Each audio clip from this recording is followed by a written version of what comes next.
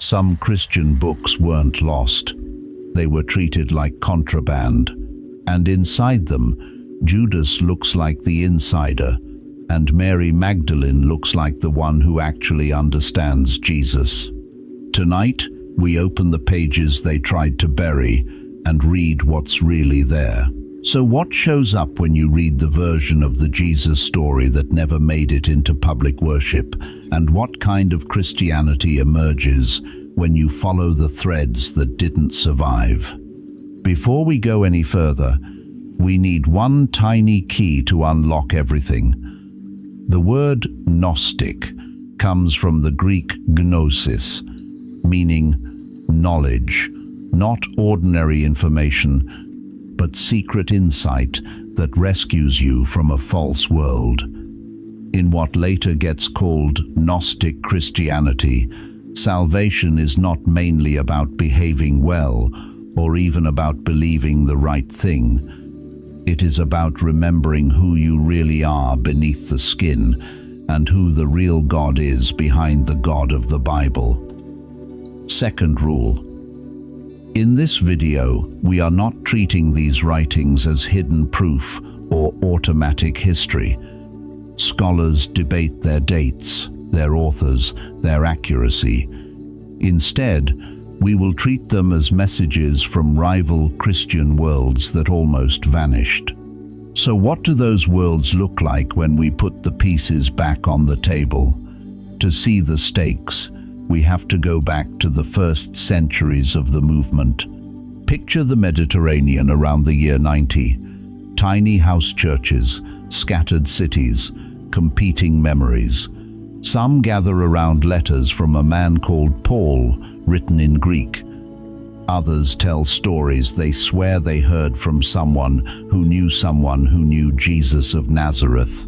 By the early 2nd century, the Gospels of Matthew, Mark, Luke, and John are circulating, especially in places like Rome and Alexandria, and they are slowly becoming the canon, the standard stories of Jesus' life, death, and resurrection. But here's the problem. There is no Bible yet, no fixed list, no universal creed, no single official story. You do not yet have a neat New Testament printed in 27 books. You have a wild marketplace of scrolls and codices in Greek, in Latin, in Coptic, each claiming to tell you the truth about Christ. So which version gets to win, and which ones must disappear? And this is where it gets strange. In 1945, near the Egyptian town of Nag Hammadi, a farmer named Muhammad Ali al-Samman was digging in the rocky cliffs, looking for fertilizer. Instead, he hit a large red earthenware jar, sealed with black bitumen, hidden near the base of the cliff. For a moment he hesitated, because in local stories jars like this might hold spirits, but treasure was more tempting.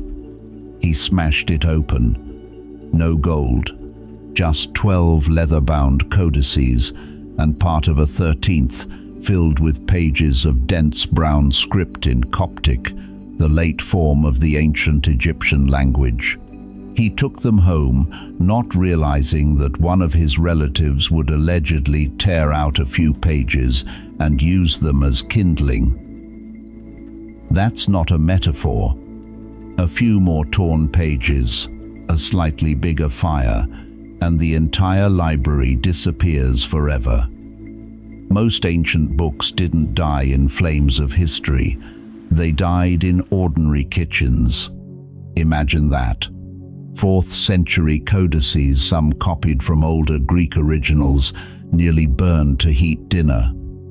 How many other books vanished the same way before anyone knew what they were?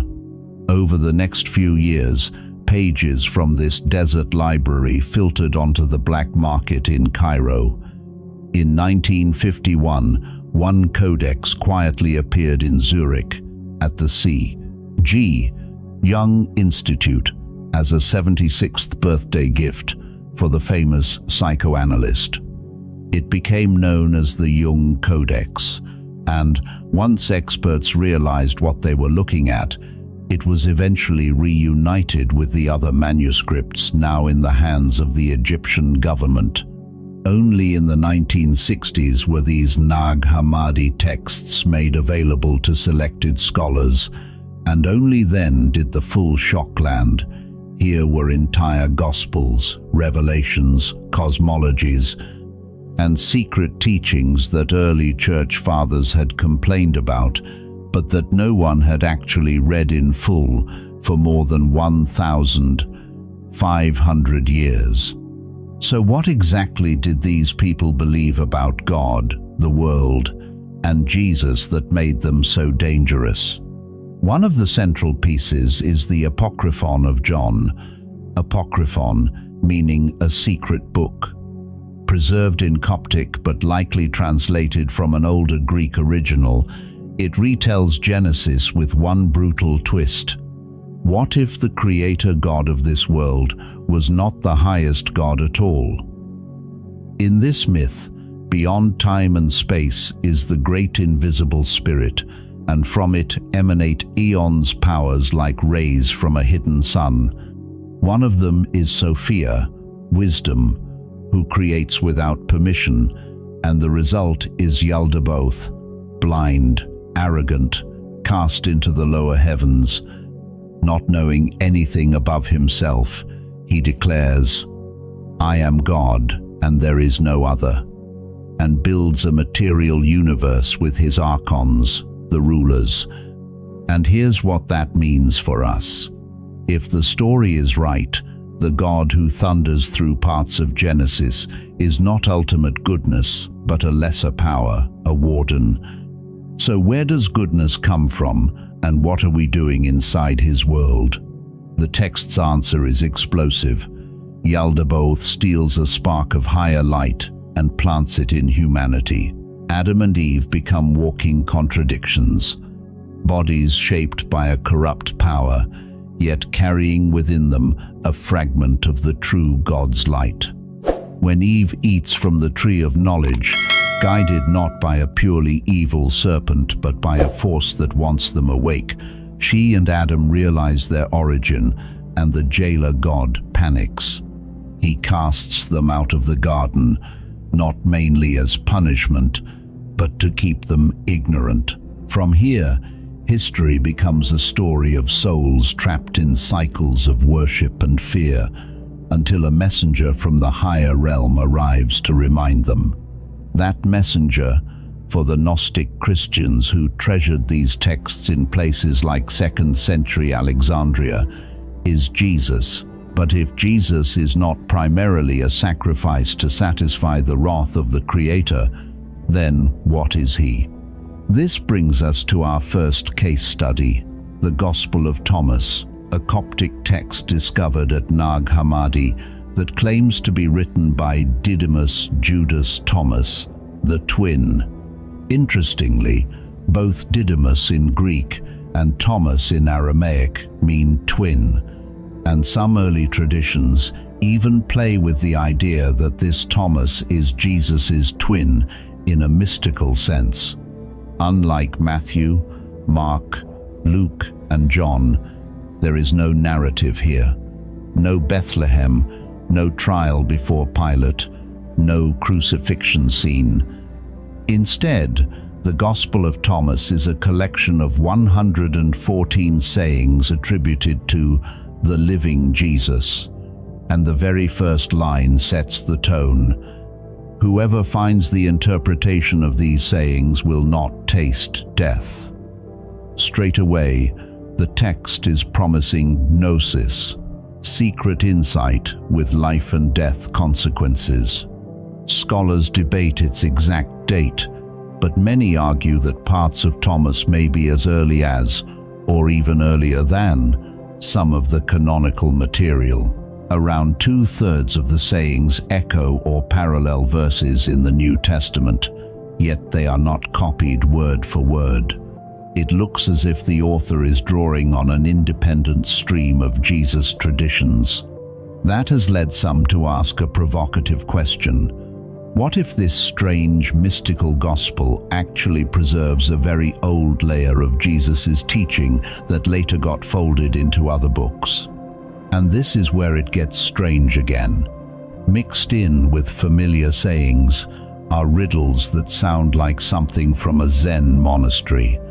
Blessed is the lion that the human will eat, so that the lion becomes human, and cursed is the human whom the lion eats, and the lion will become human. Others are easier to connect with Gnostic cosmology.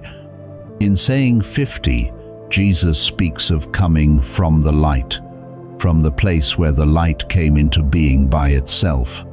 Language that sounds a lot like the higher realm of the great invisible spirit. Here, Jesus is not portrayed as dying to pay a debt to an angry God. He speaks as a revealer, waking people up to the light within them. That is precisely why some argue the Gospel of Thomas was eventually sidelined. It offers a Jesus who is a teacher of hidden insight, not explicitly the divine sacrifice whose shed blood redeems the world. If early Christian leaders wanted one clear story that united scattered communities, what would they do with a book that talks about interpretation as the path to never tasting death but barely mentions the cross? Our second case is even more explosive: the Gospel of Judas. This Coptic text, probably copied in the 3rd or 4th century, was not among the Nag Hammadi codices, but surfaced elsewhere in Egypt, and its modern story is almost as dramatic as its content. Smuggled out of the country in the late 1970s, passed from one owner to another. At one point it was reportedly kept in a New York bank vault, and then in a freezer, as someone with good intentions but little conservation training thought cold temperatures would preserve the fragile papyrus. So why would anyone hide this? Because when experts finally reconstructed enough of the fragments to read it, they discovered a story where Judas Iscariot, the classic villain who sells Jesus for 30 pieces of silver in the canonical Gospels, becomes the one disciple who actually understands what is going on. In this text, Jesus laughs when the 12 are praying, saying they do not know whom they worship. Only Judas dares to confront him, recognizing that Jesus comes from the realm of Barbelo, the same aeon mentioned in the Apocryphon of John. Jesus then draws Judas aside and reveals the architecture of the unseen world, the aeons, the corrupted cosmos, and the fate of souls. He tells Judas, "You will exceed them all, for you will sacrifice the man that clothes me," suggesting that handing him over is not treachery but part of a plan to free the divine Christ from his material shell. Some argue this is not meant to rehabilitate Judas as a hero, but to show a tragic insider who is used by dark powers. Others see in it a bold reversal, a claim that the most hated disciple was the only one who could bear the truth. Either way, you can see why such a text, circulating in 4th century Coptic among small Gnostic circles, would be treated as radioactive by the emerging Orthodox leadership. If your whole preaching hinges on Judas as the face of betrayal, what happens if someone in your town pulls out a book where Jesus himself tells Judas what to do? Now, not every banned text is cosmic philosophy. Some are unhinged. There's a childhood gospel where the boy Jesus isn't gentle, he's terrifying, learning power the way a child learns fire. In one story, a kid bumps into him and drops dead. In another, Jesus makes clay birds and they suddenly fly. These tales didn't get rejected because they were too deep. They got rejected because they made Jesus look unpredictable, almost dangerous. And then there's a gospel where the resurrected scene includes something so strange it sounds like a fever dream, a walking, talking cross that answers a voice from heaven with a single word, yes. If you're wondering why church leaders preferred a clean, stable narrative, this is why. For our third case, we turn to a figure everyone knows by name but few know well, Mary Magdalene. In the New Testament, Mary of Magdala appears at crucial moments. She is present at the crucifixion, and according to the Gospel of John, it is Mary Magdalene who first encounters the risen Jesus near the empty tomb. Later tradition in Latin-speaking Western Christianity merged her with other women, including an unnamed sinner who anoints Jesus' feet, gradually creating the image of Mary as a former prostitute turned penitent. Yet the texts themselves are more ambiguous, and some modern scholars argue that this later reputation was a way to diminish a powerful female disciple. The Gnostic writings push in the opposite direction. In a work known as the Gospel of Mary, surviving in fragments in Coptic and Greek, Mary is depicted as the one to whom Jesus reveals a detailed vision of what happens to the soul after death and how it must answer hostile powers along its ascent. When she shares this with the male disciples, figures like Peter are offended and ask why the teacher would speak privately to a woman and not to them. Some argue the text reflects real tensions in Christian groups in places like 2nd century Syria or Egypt, where women held leadership roles that others resented. The Gospel of Philip, another Coptic collection from Nag Hammadi, goes further. In one broken but famous line it says, "The Savior loved Mary Magdalene more than all the disciples and used to kiss her on her," followed by a gap in the papyrus that has fueled endless speculation. Companion, the word used for her in the text, could mean partner, associate, or spouse, and scholars debate whether the kiss described was erotic, symbolic of sharing spiritual insight, or simply a greeting. Some argue this is the seed of later legends about Jesus and Mary as a romantic couple. Others caution that we should read it through the lens of Gnostic ritual, where a kiss can represent transmission of Gnosis. Whatever the case, these texts present Mary Magdalene not as a footnote, but as the student who understands Jesus best. So what kind of Christianity would have grown if the central trio had been Peter, John, and Mary, instead of Peter, James, and John? If all this sounds a little like a sci-fi movie, you are not alone.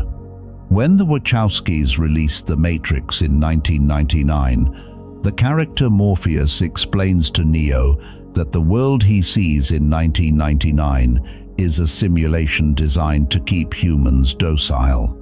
That line, "It is the world that has been pulled over your eyes to blind you from the truth," could almost be spoken by a Gnostic teacher describing Yaldabaoth's universe. Some modern readers see in Gnostic myths an early version of a simulation theory, where the material world is not the final reality, but a kind of prison run by lower powers. Of course, no one in 2nd century Egypt was talking about computer code or AI, but the mood is familiar. The mood is familiar, the sense that ordinary life can be a decoy, and the real task is to decode signals from somewhere else. Some early Christians responded by stripping life down, fasting, celibacy, leaving cities for the Egyptian desert. And the texts don't just describe ideas, they hint at practices. The Gospel of Philip names a rite called the bridal chamber, the holy in the holy, a secret act of union the text refuses to fully explain. Then there are the vowel chants, long strings of letters, like liturgical passwords, meant to be voiced aloud in Coptic, drawn out until sound itself becomes a ladder. Picture a small circle by lamplight on the Nile's edge, chanting names that feel older than language. Whatever else these communities were, they weren't just reading, they were trying to ascend. So, who benefits if this stays unread? To answer that, we need to follow the politics of the canon. In the late 2nd century, a bishop in Gaul named Irenaeus of Lyons wrote 5 thick volumes known as Against Heresies. In them, he systematically catalogued and attacked the ideas of groups he lumped together as Gnostics, quoting their myths in order to refute them. Ironically, before Nag Hammadi, his hostile summaries were our main source for some of these beliefs. For Irenaeus, the central claim is simple. There is one God, the creator of heaven and earth, and Jesus is his Son, the same God in both Old and New Testaments. Any theology that splits the Creator and the true God, that sees the material world as entirely corrupt, or that hoards secret teachings for a spiritual elite, is not just wrong, it is deadly. Irenaeus argues for 4 and only 4 authoritative Gospels: Matthew, Mark, Luke, and John, linking them symbolically to the 4 corners of the earth and the 4 living creatures of Ezekiel's vision. Some argue he is responding to real competition from texts like Thomas or secret revelations circulating in Greek and Coptic. Others caution that Gnosticism itself is not one unified movement, but many strands, and that Irenaeus may have simplified them to draw clear battle lines. Either way, in his writings we see the start of a long process, choosing which books are safe enough to copy and read in public worship and which must be labeled heresy. What does that do to the memory of the losers? Over the next 2 centuries, the balance of power shifts. In 313, the Emperor Constantine issues the Edict of Milan, making Christianity legal in the Roman Empire.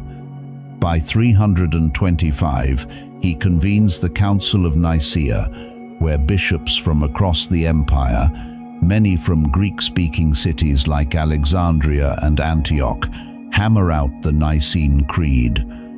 This is not mainly a meeting about which books belong in the Bible, but it does set the stage by declaring a specific view of Christ as of one substance with the Father. Competing views, including some closer to certain Gnostic ideas, are increasingly labeled heresy. At the same time, local churches continue to read different lists of texts. Some love the Shepherd of Hermas, others treat the Apocalypse of Peter or the Epistle of Barnabas as scripture. It is not until 367 that Athanasius, Bishop of Alexandria, writes his famous festal letter listing exactly 27 books as the New Testament, the same list most Christians know today.